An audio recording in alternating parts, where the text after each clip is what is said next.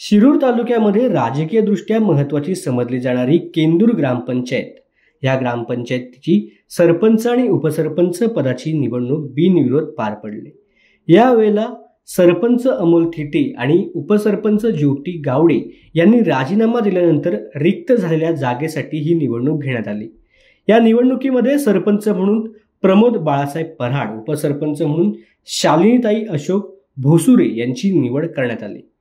इतिहासामध्ये पहिल्यांदाच सर्व ग्रामपंचायत सदस्य एक विचाराने, एक दिलाने सरपंच आणि उपसरपंच निवडणुकीत एकत्रित आल्याचं पाहायला मिळालं।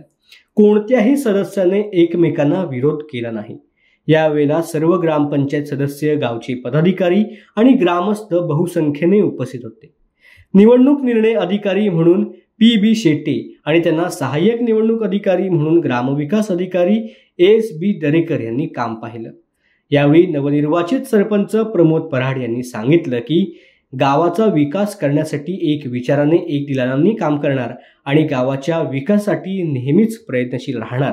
त्याचबरोबर नवनिर्वाचित उपसरपंच शालिनीताई भोसुरे यांनी महिला सक्षमीकरणासाठी प्रयत्न करून बचत गटाच्या माध्यमातून महिलांचा सर्वांगीण विकास केला जाईल असं मत व्यक्त केलंय। महाराष्ट्र न्यूज लाईव्ह साठी घनश्याम तोडकर, केंदूर।